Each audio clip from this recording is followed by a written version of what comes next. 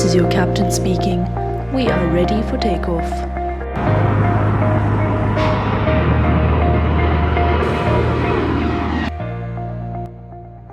Good day everyone, welcome to our YouTube channel. Today with us we've got Captain Simon van Garderen, who'll be sharing with us a little bit about his flying career.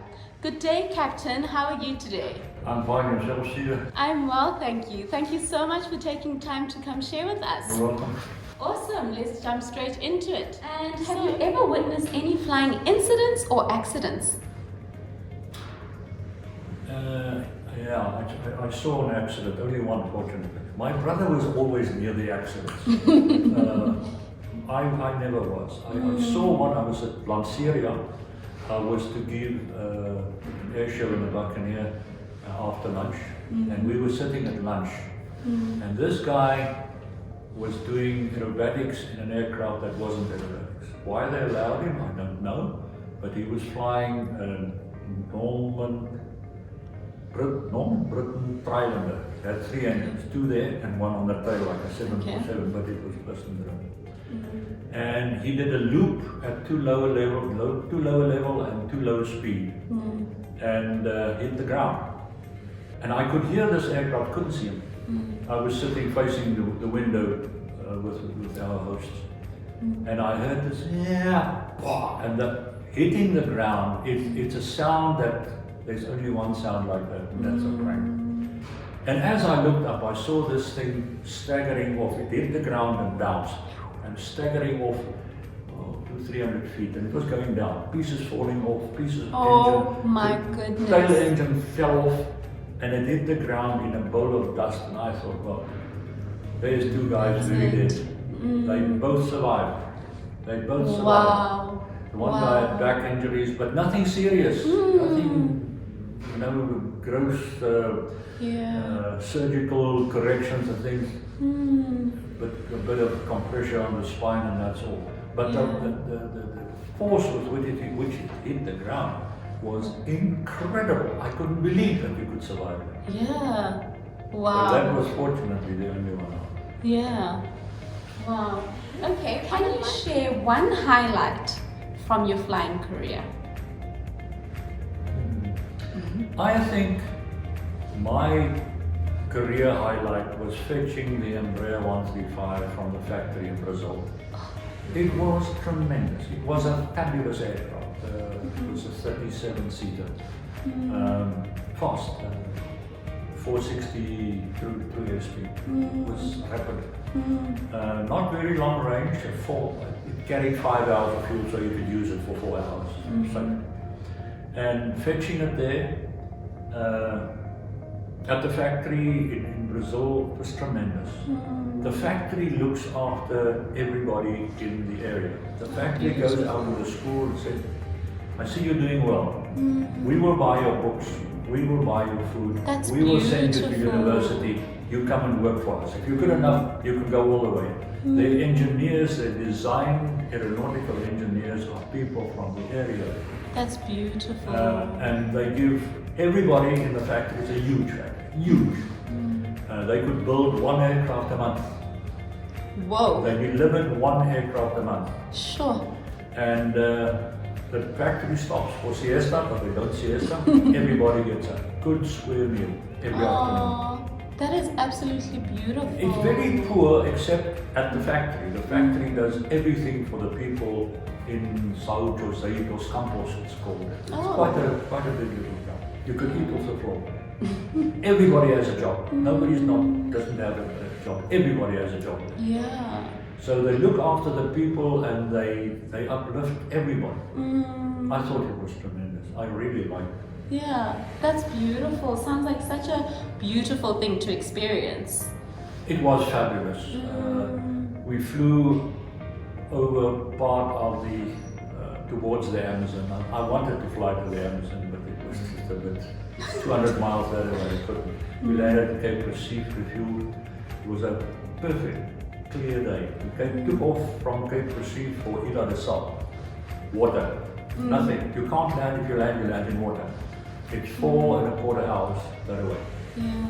And we could see for 200 miles. Yeah. It was one of those days where you have pristine visibility. Beautiful. And even in the climb, we climbed for range initially. Because if the wind is against you, you go back, try the next day. You just don't have the range. It's at the very limit of this aircraft wing. Okay. And even in the climb, the FMS said, you can put foot. Yeah. So we were at 37,000 feet. And I raced to get there before it was dark. Yeah. If you go down, if you have to ditch, I'd rather see the road. When I did this, you know, I think the aircraft will probably float. Nobody knows. Yeah. But Uncle Solly proved that aircraft floats. I think this one would have floated. Yeah. But I see that you've got 4 bars on your shoulders, so I'm going to ask you 4 rapid fire questions. Okay? Are you ready? Yeah. All right. So the first question is, what 4 things do you always take flying with you? Flying bag. I take my license. I take map. A map that covers the whole of South Africa. I've carried that map for many, many years. It's one sheet, whole of South Africa. Excellent. That's the one that saved us when we got lost. And then I carry something that's actually a torch. I bought it in Windhoek many, many years ago. It is a torch. Okay. You know, if you put a torch in your bike bag and you don't use it, when you want to use it, battery's dead. Battery's dead. Yeah. This thing you shake like this, it has a little floating magnet and it makes light. So it's never without light. You shake it like that, And looks you like get you the have light. pulsing, but you have light. I tell you, when it's dark and the lights go out, Yeah. this torch makes you feel very, very lame. Oh, lovely. Okay, the next question is, what are your 4 favorite places that you've flown to? You know, funnily enough, probably Cape Town. We had a run from, we started out in Lanseria with the MB135. You take off till night, and then it happens some time of the year anyway, that you start, the sun comes up while you're at height, just before you start descending for Cape Town. It's still dark on the ground. Then you descend into the darkness, then there's some cloud usually. Yeah. You do the ILS over False Bay, Yes. and then it gets lighter and lighter and lighter, and then at some time of the year, the sun comes up, you break the cloud, and there's Cape Town in beautiful visibility. You can't beat that. Beautiful. The mountain there, it is incredible. It really is incredible. Beautiful. I'd like to fly into Windhoek. I like to fly into Walvis Bay. It's in the middle of the desert. There's a strip of tar in the middle of the desert. Beautiful. Yes. I went overseas once, big flight. We went to Munich, and flying overseas I thought was tremendous. The visibility is one of those days again. When we got away from Gran Canaria, it was in a Lear 35, and you could see, it looked like a map. You could see Gibraltar, you could see Morocco, the mountains, Yeah. and you could see that foot of Italy was tremendous. Beautiful. It was tremendous. One of those Absolutely absolute privileges.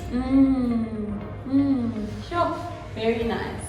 And can you describe a pilot for us? Can you describe a good pilot in 4 words or 4 sentences? 4 words impossible. Let me give you a bit of philosophical advice. A superior pilot is a pilot who never flies himself into a position where he needs superior skills to recover from. That's good. That's good. That's the one I learned. That's really good. Really, really good. All right. And what are your 4 favorite aircraft that you've flown? I'm hopeless. I fall in love with every aircraft I fly. I even fell in love with the Harvard, which was not a nice aircraft at all. It's nostalgic, the first one I ever flew. Military, Sabre was fabulous. Buccaneer, incredible. I really liked the Embraer 135. It was the most modern thing I've ever flown. It was at the tip of what was possible and what was not possible. The screens were, I think, 10 inches by 10 inches. There wasn't anything mechanical on the whole panel. Everything was electronic and in the most beautiful colors you could find. It was fast, it was powerful, it was big. It had a nice aircraft. Yeah. And then the last aircraft I flew was the Beechjet 400 XP. It was just a mini Embraer 135 where we carried 37 passengers, they carried 7. Okay. The performance figures to the last knot, exactly the same. Oh. It was just that the Embraer 135 had more power than this, but it could get to 40,000. Thank you so much, Captain. Absolutely. Thank you for sharing your experiences with us. I've learned so much. I've enjoyed this interview so much, and I'm sure there'll be lots who are inspired by it. Thank you. Thank you.